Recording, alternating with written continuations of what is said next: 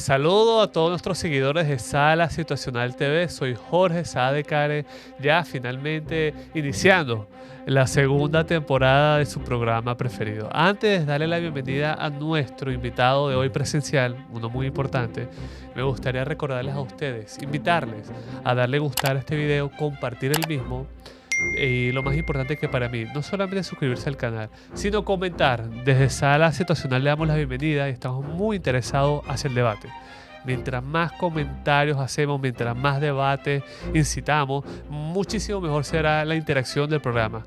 Entonces, de esa manera, los invito a ustedes a que nos sigan en nuestras redes sociales y vamos para adelante. Para darle una especie de lectura rápida de nuestro invitado hoy, uno muy cercano, lo conocí desde el año pasado, mercadólogo, diplomático, hoy le dijimos que es ya un politólogo de facto, maneja muy bien los temas geopolíticos, pitonizo, podemos decir que es profeta, ha predicho varios escenarios que se han cumplido de manera tal y como lo afirmó, conferencista, profesor, multifacético. Sería muy injusto encajarlo o estigmatizarlo en una sola profesión. Con ustedes aquí está el Janel Ferreras, nuestro invitado de hoy. Bueno, para mí un placer compartir con esta plataforma. Te felicito y te exhorto muchos éxitos porque te has convertido una voz diferente dentro de la amalgama de comunicación política y geopolítica de la República. Cuando me hiciste la invitación, tengo que confesarte que tenía un compromiso, pero como era un compromiso que se podía mover, flexible, decidí estar aquí presente contigo porque creo que es necesario que la población vea la información desde otra ventana. Muchísimas gracias por asistir y por estar aquí con nosotros, Janel. Para nosotros es emocionante tenerte aquí en este programa. Me confesó que va a estar presente en una próxima edición, sin duda alguna. Los invito a ustedes que lo sigan en sus redes sociales. Haces unas historias súper jocosas porque colocas de fondo tu imagen con algo gracioso, ¿no? Sí, claro.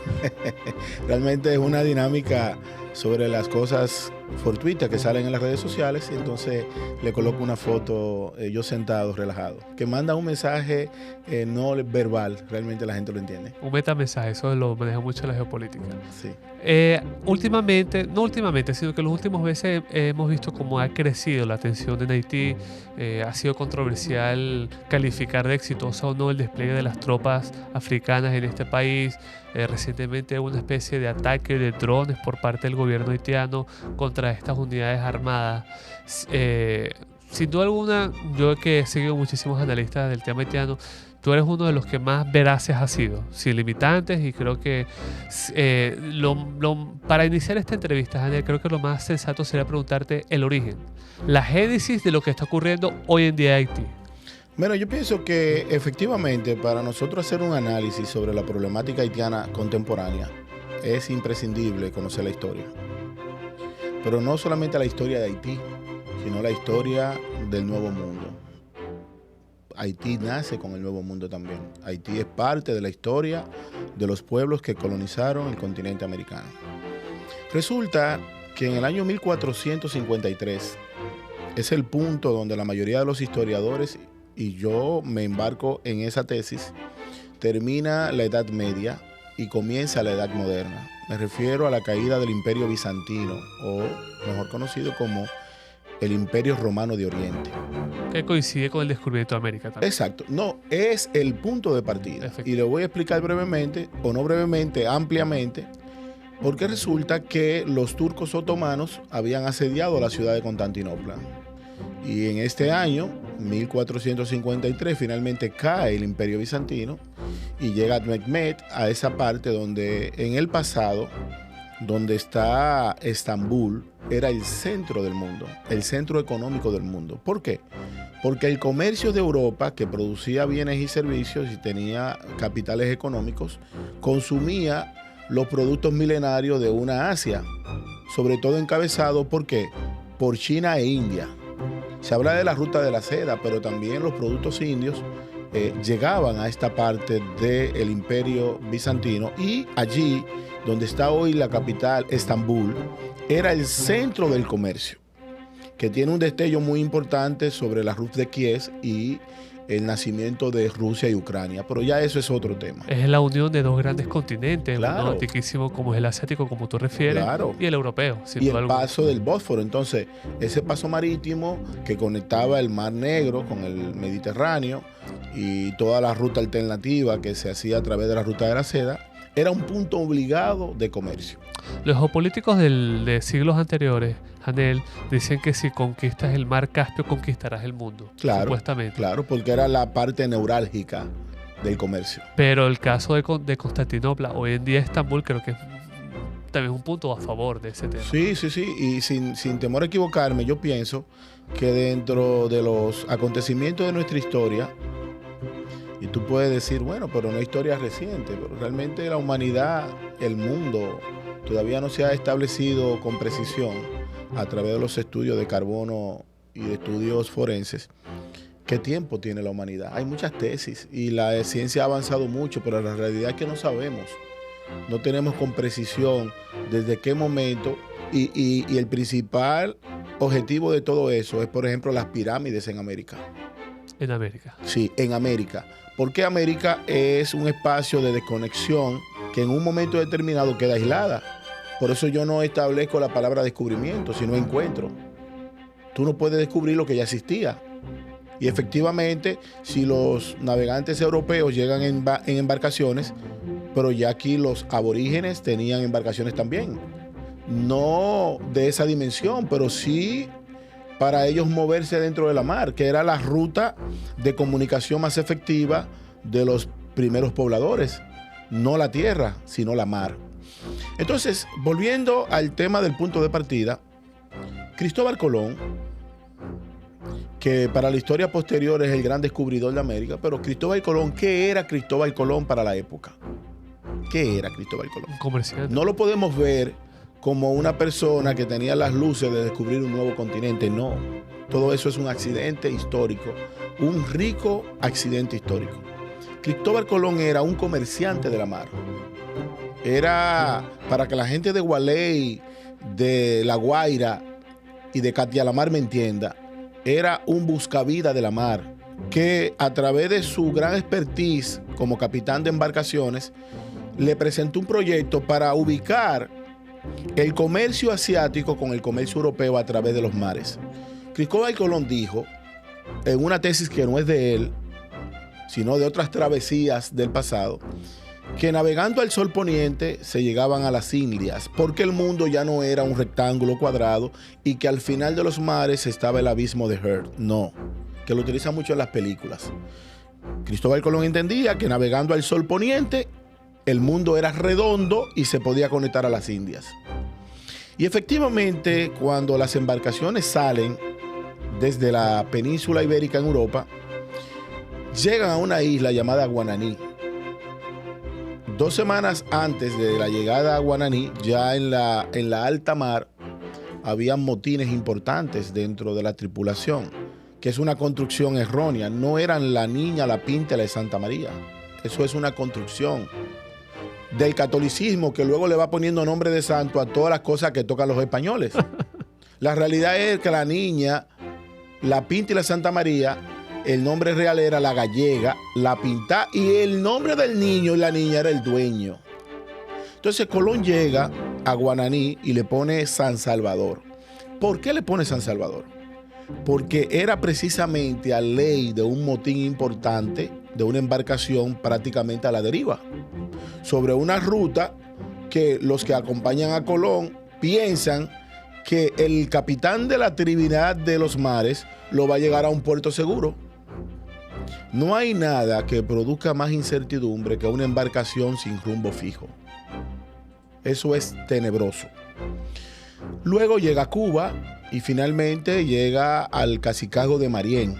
En el Cacicazgo de Marién, un grumete, un marinero sin experiencia, encalla una de las 3 embarcaciones.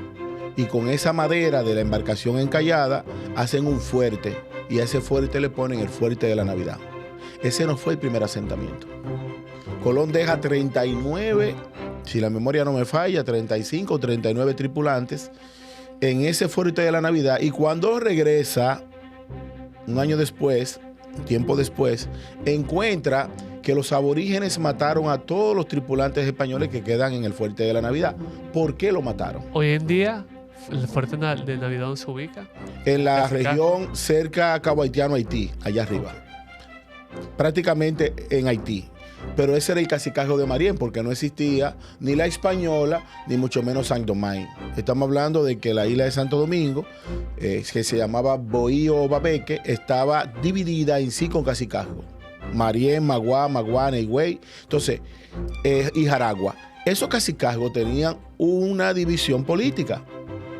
Y el jefe político de la división de Marién no le gustó, aparentemente en la construcción histórica, de que los españoles, y es normal, vean a estas mujeres semidesnudas, con poca ropa, y ellos con un tiempo en la mar. Todo el mundo sabe el comportamiento de los marineros. De hecho, en el 2025 hay unidades de pescadores que tienen una ruta muy bien establecida entre Cuba, Haití y las Bahamas, y tienen una especie similar al uso femenino en la alta mar. No voy a entrar en muchos detalles, pero todavía eso existe. Entonces, los aborígenes entierran a esos españoles con los pies afuera. ¿Por qué lo entierran con los pies afuera? Porque en la creencia aborigen entendía de que el Dios lo iba a ver cuando regresaba y lo iba a revivir. Por eso lo entierran con los pies afuera. Y Colón llega, luego hace el primer asentamiento. El primer asentamiento del continente americano es la Isabela, en Puerto Plata. El primer asentamiento donde hay ya un sistema de siembra, de animales, de convivencia, se podría decir, de comunicación terrestre. Pero había un problema en la Isabela. La mayoría de las ciudades en la antigüedad se organizaban a través de los ríos. ¿Por qué los ríos? Era una especie de comunicación marítima. Le decían el introito que eso de carretera es un tema moderno. La mayoría de la parte comunicacional de los estados de la región era por el mar. De hecho, las mudanzas en los primeros años, en el primer siglo del descubrimiento de América, se hacía por la mar. Todo era por la mar. Imagínate que usted vaya a mudarse desde Caracas, Venezuela, y se va a mudar en Puerto Cabello, Carabobo.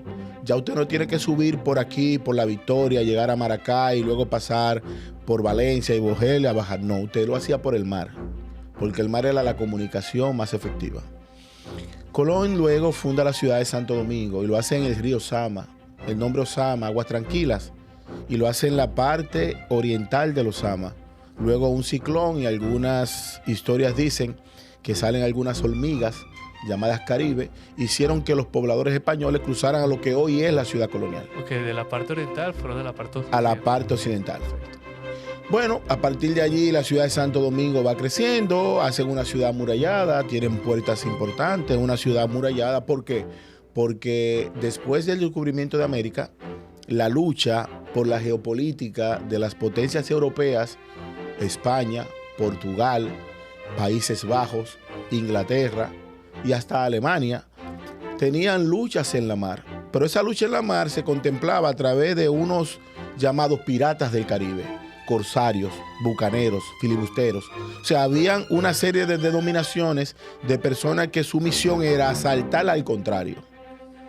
Uno con la patente de corso, otro con la decisión directa de la reina y del rey.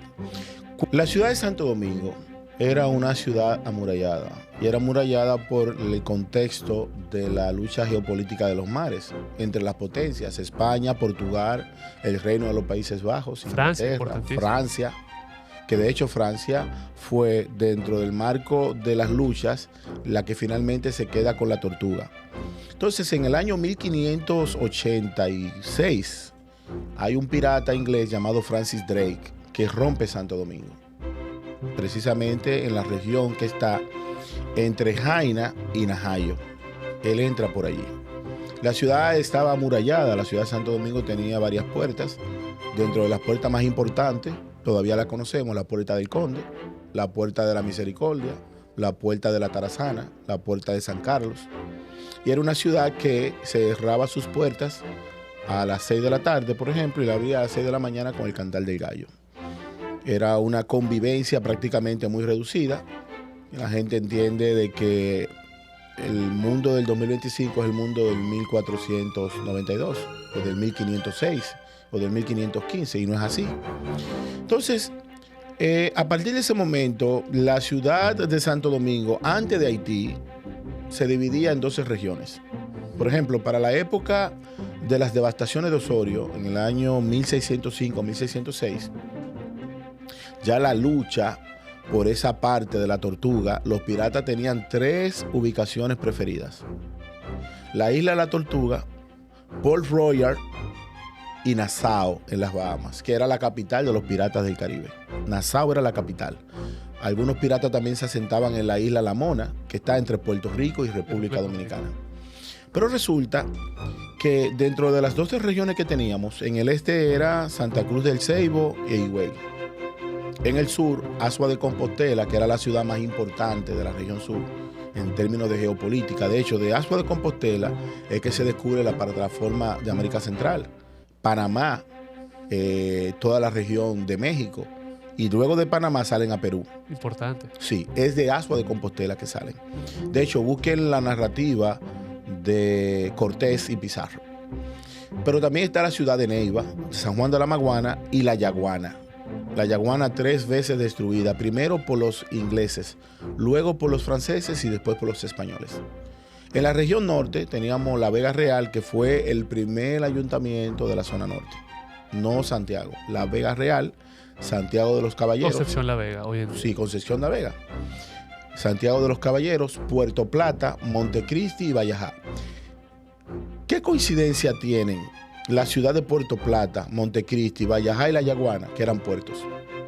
Y como eran puertos, ese intercambio de piratería, un pirata se podía decir que era una persona hostil que hacía comercio fuera del marco de regulatoria de la monarquía, que tenía las calidades de tomar lo que no era de él o de hacer un intercambio, o simplemente eran personas sin normas y sin reglamentaciones. Hay un acontecimiento que coincidió en América que fue catastrófico para la isla de Santo Domingo, y es el descubrimiento de América, el descubrimiento de la imprenta y la 95 tesis de Martín Lutero. Imagínate cómo el tema del reformismo en Europa incide en América. Claro, ¿por qué? Porque nosotros estamos hablando que ya para esa época, un siglo después del descubrimiento, lo importante es la colonización y evangelización del Nuevo Mundo. Por eso es que los textos escolares hablan descubrimiento y evangelización del Nuevo Mundo, pero era una evangelización distinta. No era una evangelización por conciencia, sino por imposición. De hecho, a uno de los principales monarcas aborígenes de la parte de América del Sur lo matan porque deja caer una Biblia. O sea, era una posición sectaria. Entonces, en el caso de las devastaciones de Osorio, una persona llegada a la cúpula religiosa de Santo Domingo se da cuenta de que con ese intercambio comercial que hay entre el puerto de Montecristi, Puerto Plata, Vallajá y La Yaguana, también se ha infiltrado las Biblias luteranas, las tesis de Martín Lutero. Eso le cayó muy mal al gobernador de la isla, y cuando manda el mensaje hacia España, la decisión de la colonia española, adjunto a Antonio de Osorio, es despoblar las comunidades de Puerto Plata, Montecristi, Vallajá, La Yaguana, San Juan y Neiva. También fueron hacia el sur. Sí, toda la región occidental, todo lo que está allá, todo lo que ocupa Haití, fue una decisión de una despoblación. ¿Por qué? Por la Biblia luterana. Y voy haciendo la narrativa histórica para que caigamos en el génesis de Haití. 1605 y 1606. ¿Por qué las devastaciones de Osorio son en 2 años? Porque Puerto Plata y Montecristi accedieron de inmediato, junto con Vallajá, la orden de Antonio de Osorio, el gobernador. Y en una estación de por lo menos 120 días, 4 meses, llegan a lo que es hoy la comunidad de Monteplata. Monteplata es una fusión de los nombres Montecristi y Puerto Plata. Por eso se llama Monteplata. Y Vallajá y La Yaguana entonces forman Vallaguana. Pero el primer nombre de Vallaguana no era Vallaguana. Se quedó con Vallajá. ¿Por qué? Porque Vallajá accedió a la petición, pero La Yaguana no. la Yaguana tomó unos barcos y se fue a Santiago de Cuba. Por eso los cubanos de Santiago de Cuba y los dominicanos se parecen tanto. Por eso tienen el mismo dialecto, la forma de hablar. Esa comunidad se fue completa hacia allá. El gobernador manda a buscar a un militar llamado Farfán de los Godos. Y Farfán es el que tiene la misión de traer a esa gente. Y ellos dicen, no hay problema, nosotros vamos a volver. Pero vamos a volver por Santo Domingo. Antonio de Osorio, en una actitud, se podría decir, rabiosa, o una actitud egocéntrica, le dice que no. Ustedes van a volver por donde mismo se fueron. Y lo hace venir luego por la Yaguana. Por eso, entre la Yaguana, en la parte occidental, cerca de Jacmel, y lo que hoy está como territorio en Monte Plata de Bayaguana, hay una comunidad en el sur de la República Dominicana que se llama Las Matas de Farfán. Efectivamente. Esa Mata de Farfán es en honor a Farfán de los Godos, precisamente el militar encargado de esa movilización. Luego llegan los procesos, ya los piratas se quedan con la Tortuga, empiezan a tener alguna incidencia. Te decía que con las despoblaciones o las devastaciones de Osorio, ellos cuando parten, no todos los animales pudieron llevárselo. De ahí viene esa gran cantidad de animales cimarrones en toda esa parte de la cordillera central y esa parte de la región occidental. Todavía, en el 2025, hay animales cimarrones desde esa época. Hay puercos cimarrones. De hecho, en el lago Enriquillo, en la isla central del lago Enriquillo, en la isla La Cabrito, habían hasta los otros días animales cimarrones dentro de la isla. Habían burros, habían animales. En el pasado, no muy lejano, 1920, 1930, 1950, los campesinos de Villa Jaragua, de las Clavellinas de Neiva, de Los Ríos, de Postre Río, de La Descubierta, de Duvergé, iban a cazar vacas y toros salvajes allí dentro de la isla de Cabrito. 1920. Sí, ayer. Y en el 60. Entonces, esas despoblaciones produjo de que los franceses se quedaran con la parte occidental a través del primer tratado, que no fue un tratado fronterizo, fue un tratado de conciencia de territorio. Se llama el Tratado de Nimega, en la ciudad de Nimega. Luego viene el segundo tratado, creo que 19 años después, el Tratado de Ruiz, donde ya también establece la concesión.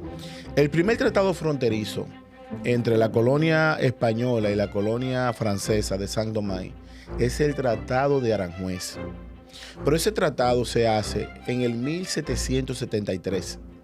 Se manifiesta en el 76 y se endosa finalmente en el 1777. Por eso el tratado que se firma en la ciudad de Aranjuez en el 1777, la historia lo recoge como ese año, pero no. El tratado lo hicieron de forma pragmática, de forma presencial, porque ese tratado fronterizo es un tratado de concepciones pragmáticas. O sea, hay que bajar a la frontera, hay que buscar los expertos que vayan al lugar de los hechos, hay que marcar las pirámides. Esas pirámides tenían en el principio 211 mojones, como se dice, y dentro de los artículos del acuerdo del Tratado de Aranjuez, hay un artículo que dice que el ciudadano español o el ciudadano francés que moviera una pirámide de esa era pena de muerte. Imagínese. O sea, para que tú entiendas con la rigidez del tratado. Los franceses que establecen la colonia de Saint-Domingue logran establecer una de las colonias más ricas del continente americano. América, que se me queda, que lleva por nombre América por un accidente también, porque nosotros estamos repletos de accidentes. El continente debió llamarse Colombia. Fue que Columbus. La reencontró. Pero le ponen América en honor a Américo Vespucio, descubridor de Venezuela, que cuando ve las casas en la orilla del Orinoco montada en palos, dice se parece a Venecia, y le pone Venezuela. Y como él era un marinero, comerciante y cartógrafo, él fue haciendo la cartografía de los nuevos territorios descubiertos, y para la época cuando le pone el Nuevo Mundo, el que está haciendo la compilación de ese compendio ve las cartas de Américo Vespucio y en su honor le pone América. Pero a partir de allí, entonces los franceses logran establecer la colonia más rica del continente americano. La colonia de Saint-Domingue, en un momento, fue más rica que las 13 colonias británicas en Estados Unidos, juntas. De hecho, los que consumen azúcar, que es un elemento esencial en la dieta de la humanidad, diría yo que no se puede vivir sin azúcar y sin sal. La gente puede vivir sin muchas cosas, pero sin azúcar y sin sal. Resulta que Haití producía, o la colonia de Saint-Domingue, 66 libras de azúcar de cada 100 que consumía el mundo.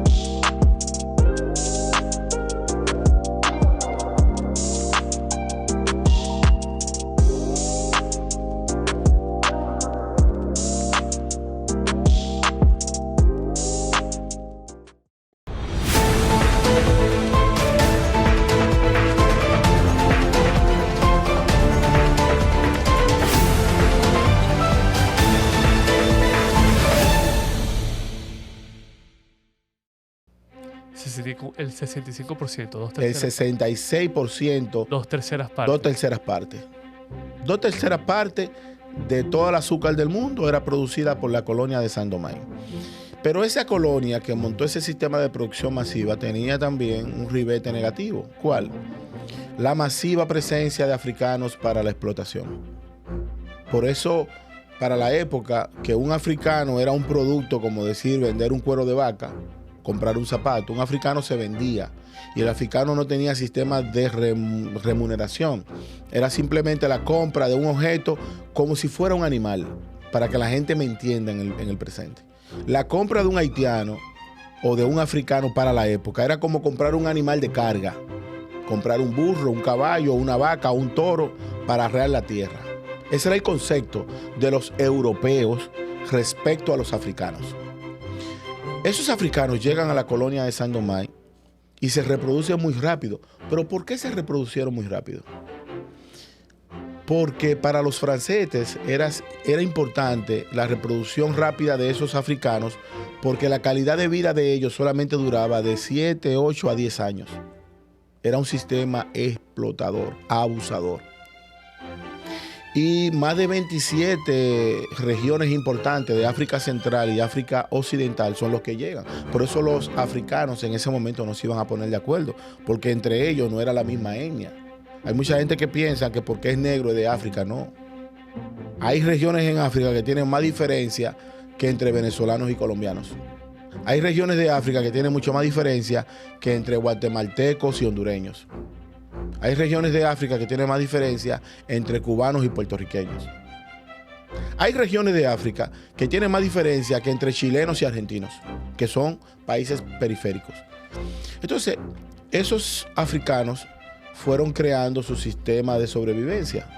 Y llega un mártir, que es el primer mártir haitiano, que promovió el levantamiento, llamado François Macandal.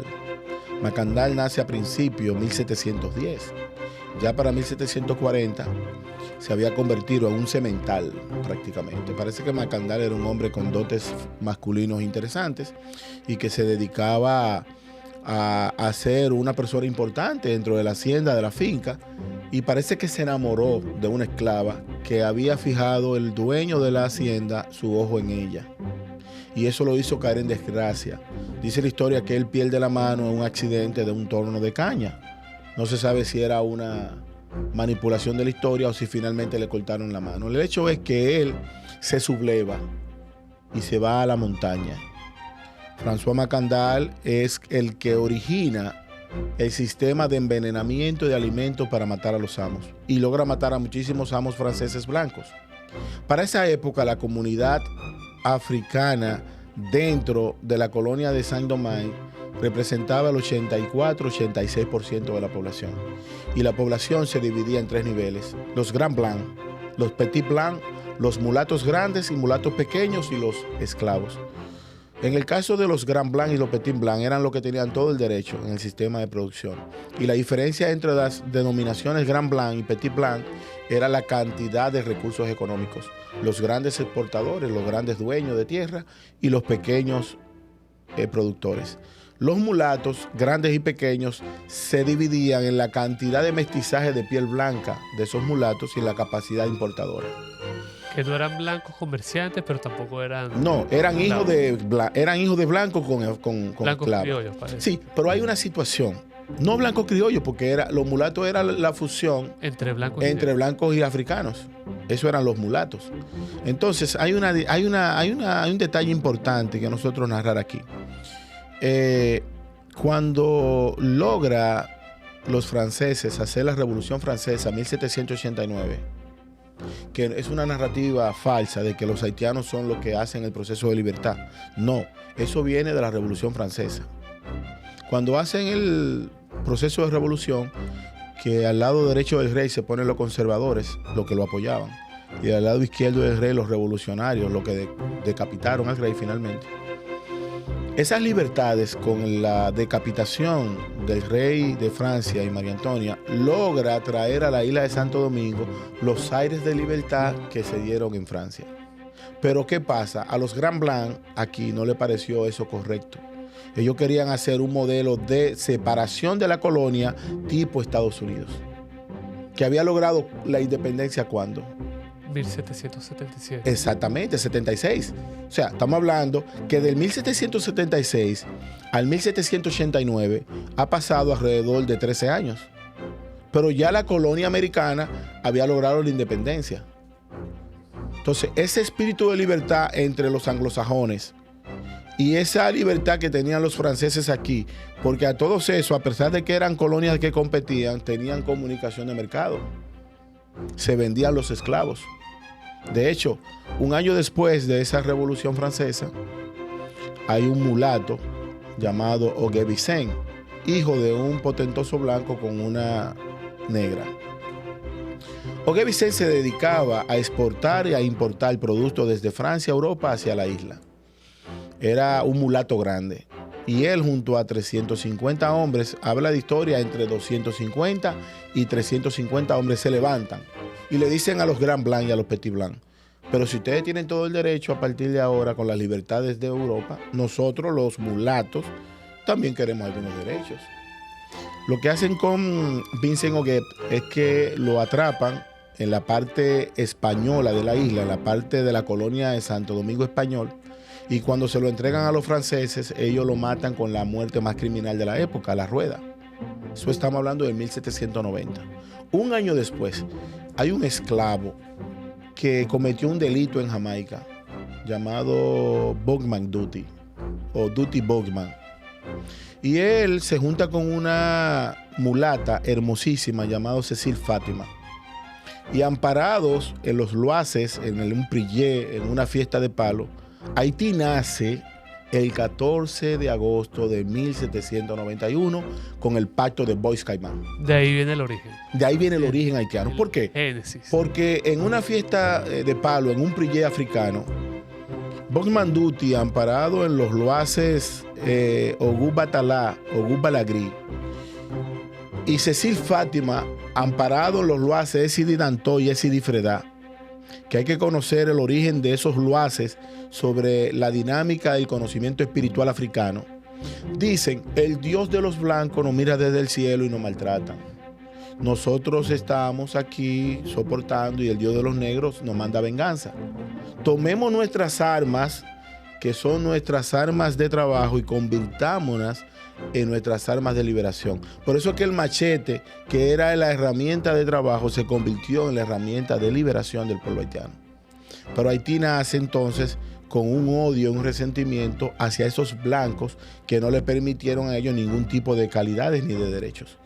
Y a partir de agosto de ese año y septiembre, los africanos salen a matar a todos los blancos y toman la bandera francesa. Por eso la bandera haitiana nace sin identidad. La bandera haitiana nace porque los africanos toman la bandera francesa y en el odio irracional hacia el blanco le cortan el color blanco de la bandera francesa y unifican el azul y el rojo, y cuando lo voltean sale la bandera haitiana. Bueno, ahí sale el Pacto de Bois-Caiman, 1791. Se libertan, luego vienen las tensiones, la Revolución Francesa termina, Napoleón logra decapitar prácticamente esa revuelta y luego se restablece la esclavitud. Pero hay tres acontecimientos importantes. Cuando esos emisarios franceses llegan aquí, hay uno que encabeza la Sociedad Amigos de los Negros y que era antiesclavista, llamado Sonthonax. Sonthonax entonces prácticamente recluta el pensamiento de Huguet y origina un movimiento. Y dentro de ese movimiento hay personas que luchan, como Toussaint de Louverture. Francois-Dominique Toussaint era su nombre. Louverture era porque le apodaban el iniciador. Y de Louverture salen otras personas importantes. Sale un mulato millonario, rico, llamado Alexandre Sebach, mejor conocido como Alexandre Pétion, que es el primer presidente de Haití. Cuando logra la independencia, hay un general que es mano derecha de Toussaint, llamado Jean-Jacques Dessalines. Dessalines, una vez muere Toussaint, prisionero en Francia, es que logra, después de la Guerra de los Cuchillos, en el 1799, hacer la revuelta. Y cuando Napoleón manda a su cuñado Leclerc con una cantidad importante de hombres a estabilizarlo todo, se restablece la esclavitud, pero a Leclerc le juega sucio a la vida. A Leclerc le da la fiebre amarilla y muere. Fiebre amarilla que finalmente mata también a Alexandre Pétion. Entonces, cuando logra la independencia el 1 de enero de 1804, bajo el espíritu de ¿quién? De François Macandal, Vincent Huguet, Bogue Manduti, Cécile Fátima y Toussaint Louverture, entonces Jean-Jacques Dessalines logra la independencia. Pero logra la independencia amparado en el dolor, sin identidad y sin ideología. ¿Amparado en qué? En la libertad de los esclavos. O sea, no fue una fundación amparado en un proyecto de nación que a través del tiempo va a progresar, sino una fundación para liberarnos del fuete y del azote del amo blanco. Y hay que entender a los africanos de la época, porque realmente su principal lucha era con conseguir los espacios de libertades. Cuando Dessalines logra la independencia, en menos de 9 meses, Dessalines se convierte en monarca y se pone como nombre Jacques I. Por eso yo digo en mi narrativa que los haitianos se convierten en aquellas cosas que combaten. Porque se supone que si tú terminas con la esclavitud, tú no puedes tomar un modelo de esclavista bajo tu régimen. Tú no te puedes convertir rey. Saturno devorándose a sus propios hijos. Claro. Entonces, tiempo después, brevemente, Alexandre Pétion y Henri Christophe traicionan a Dessalines y en 24 meses lo matan. Ya para el año 1815, Pétion es que ve a Simón Bolívar en Jamaica varado y le entrega los recursos de toda esa batalla napoleónica y las armas napoleónicas, y con esos recursos es que Bolívar vuelve a la Gran Colombia y puede hacer la gran conquista de la liberación. Esa es la historia de la fundación de Haití hasta la época de los fundadores. Importantísimo cómo dividimos esta entrevista en la parte del génesis, el origen de Haití. Ahora vamos a la segunda y la última parte. Hanel, la crisis. Bueno, la crisis de Haití, la actual, hay 3 crisis en Haití. La histórica, la contemporánea, o sea, la que rige los sistemas periféricos, y la actual. La crisis histórica de Haití nace con la falta de identidad de un grupo de esclavos que nunca pudo dirigir, porque en Haití siempre han dirigido los mulatos y los hacendados positivos. De hecho, la crisis actual es una posición de secuestro que hay en Haití, que no le ha permitido a ellos ejercer su rol histórico de las libertades de América. Entonces, la crisis contemporánea nace con la muerte de Jovenel Moïse. Jovenel Moïse no es muerto por los colombianos, como hacen en la narrativa internacional. Y como recientemente declaraste. No. A Jovenel Moïse lo matan los haitianos. ¿Por qué yo sé que a Jovenel Moïse lo matan los haitianos? Porque en la cultura del vudú, cuando matan a un haitiano, hay que quebrarle los huesos para que no se convierta en zombie. Los colombianos no saben de eso. Los colombianos son herencia judeocristiana, que creen en el Dios Trino, Dios Padre, Dios Hijo y Dios Espíritu Santo. En ningún velorio del catolicismo o el cristianismo al muerto se le rompen los huesos para que se convierta en zombie. Es una cultura africana haitiana. La cultura dominicana y la cultura judeocristiana lo que hace es que rompe el féretro del muerto para que no les roben el muerto. Pero eso es una cultura reciente de vandalismo ciudadano. Que no tiene nada que ver. Que no tiene que ver nada con el muerto, sino con las cosas del proceso fúnebre. Entonces, matan a Jovenel Moïse. La función de la muerte de Jovenel Moïse dentro del master plan que se está ejerciendo en la isla es de desestabilizar a Haití para tener el control de todos los procesos vandálicos y tratar de que todos los haitianos crucen para este lado. Porque la comunidad internacional y la cúpula económica de la isla entiende de que le va mejor teniendo 26 millones de clientes juntos con una mano de obra barata y romper la identidad soberana de los pueblos. Cuando hablas de la isla, incluyes a ambos países. A ambos países. Por eso es que los ricos haitianos y los ricos dominicanos son socios. Porque para ellos no hay problema. Los ricos de la isla no tienen separación en ver la lucha de Dessalines o la lucha de Juan Pablo Duarte. De hecho, el pueblo dominicano y el pueblo haitiano son víctimas de un pensamiento explotador, de una cúpula económica. Todos los acontecimientos que hay en Haití y en Santo Domingo son una planificación. Todo es una planificación. Entonces hay una agenda, hay una estrategia. Claro, pero muy bien delimitada. Jimmy Chérizier, Ariel Henry y los comunicadores traidores dominicanos operan bajo el mismo amo. Por eso tú ves que mientras Haití destruye los hospitales, de este lado hay dominicanos traidores que dicen que hay que dejar a parir a los haitianos en el hospital dominicano. Hay una tesis, Hanel, que dicen de que gracias a esa mano de obra haitiana se mantienen estabilizados los precios en materia de la agricultura y del tema de la construcción. Esa fue la posición de Saint-Domingue. Decir que gracias a la explotación africana, la colonia francesa tenía fuentes económicas importantes. Y llegó el pacto de Bois-Camán y llegó la noche oscura de los cuchillos. Cuando los haitianos sean mayoría en la isla, van a hacer lo mismo que hicieron de aquel lado. Porque esa es su naturaleza. Lo que tiene que hacer la sociedad dominicana es buscar puntos de entendimiento entre la comunidad haitiana y la comunidad dominicana para destronar la élite económica y que le permita a ellos dar su misión histórica en la isla de Santo Domingo, que es crecer allá, que es fortalecerse allá, que es volver a los orígenes económicos de ellos allá. Y es explotar su cultura haitiana y africana allá, que es una cultura muy buena para ellos. Pero esa cultura no puede mezclarse con la cultura dominicana porque son pueblos totalmente diferentes. Hace falta tener un punto de entendimiento sin comprometer la soberanía. No es que seamos anti-haitianos, es que no podemos suplantar la dominicanidad por haitianos que reproducen su población de forma muy rápida. La mujer dominicana y hasta la mujer venezolana, cuando le va bien, tienen 1 y 2 hijos, porque se han dedicado a estudiar. Tienen una maestría, un PhD, o están haciendo un curso de macramé y están enfocadas en progresar. La mujer haitiana, cuando le va mal, tienen 8 hijos y 9. De hecho, cuando usted ve una haitiana en la calle de Santo Domingo, tiene 2 condiciones. O está parida o está preñada. Y en muchas ocasiones está parida y preñada, con el niño pequeño en brazos y la barriga creciendo. Porque es una teoría mal enfocada posiblemente del Islam.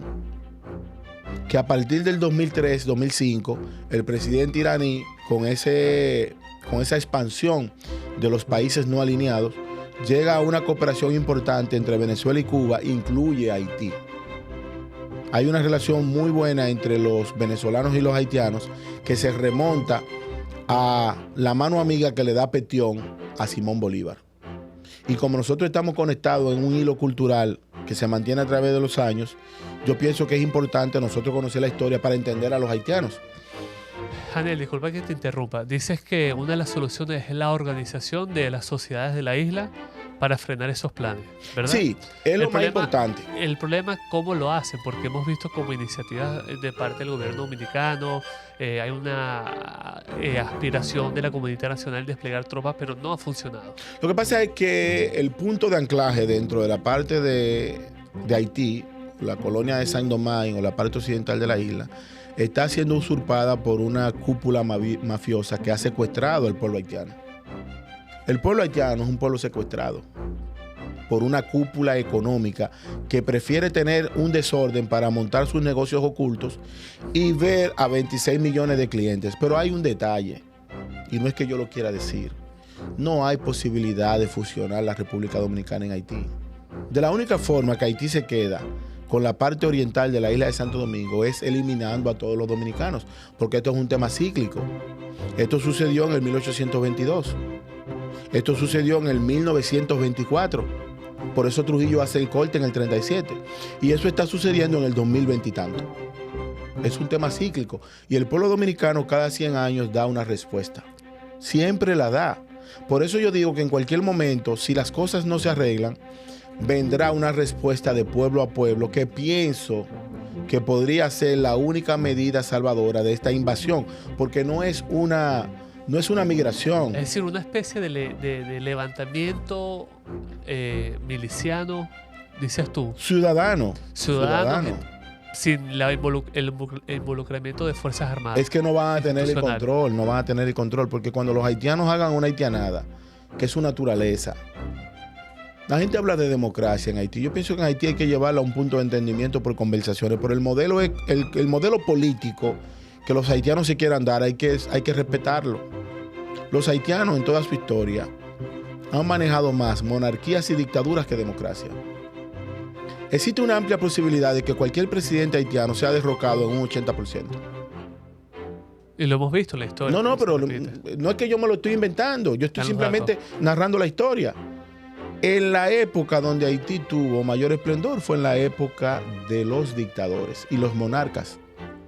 La mayoría de las edificaciones importantes que son declaradas como patrimonio de la humanidad en Haití fueron construidas por Henri Christophe. Previsiones de la crisis haitiana, Janiel. Bueno, el primer paso es enseñar a los haitianos a tener diálogo. Entre ellos mismos. Y entre nosotros.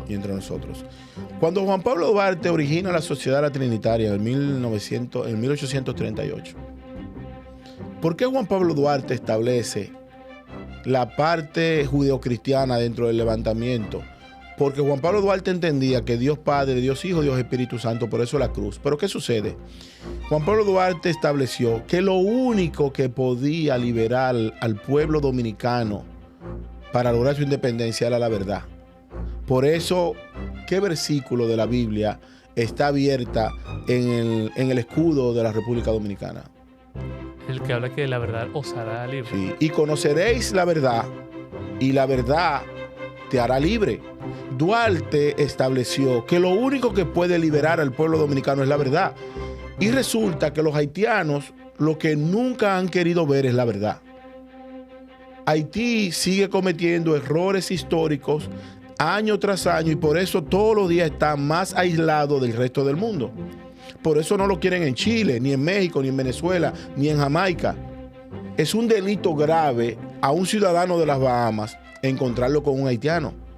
Es una pena, como si es mejor en que lo encuentre con droga y no con un haitiano. Entonces, nosotros tenemos que hacer un plan, finalmente. Llevar a Haití a un punto de entendimiento, educarlos hasta donde podamos. Fomentar un proceso económico en Haití, garantizándole nosotros las facilidades de los recursos naturales que ellos han destruido. Hay que decirle a los haitianos que el agua es un sistema perfecto de la naturaleza que inicia con la condensación de los mares, la creación de las nubes, pero la siembra de los árboles. Sin un árbol en una montaña no hay río en el valle. Los haitianos quieren agua, pero no quieren sembrar, porque destruyen los árboles amparados en que los loaces negativos de ese sincretismo religioso se esconden en los árboles y lo cortan en el día para que los árboles y los loaces no lo persigan en la noche. Entonces hay que enseñarle a los haitianos que eso no es verdad. ¿Y eso es responsabilidad de República Dominicana? No, pero nos afecta porque somos parte de una isla, no somos parte de una plataforma continental. Por eso yo estoy enfocado en que el objetivo fundamental de los dominicanos es primero separarse de Haití. Segundo, conocer la cultura de Duarte, la cultura dominicana. Y tercero, ayudar a los haitianos a que se recuperen en la parte occidental. Porque la generalidad del haitiano y el dominicano produce violencia en el acercamiento. Por eso vemos algunas acciones en las calles de violencia, de DGC, de policía, porque es una cultura haitiana. Eso de meterse la mano en el pantalón para echarle materia fecal a un médico, eso no es ni venezolano, ni colombiano, ni mexicano, ni dominicano.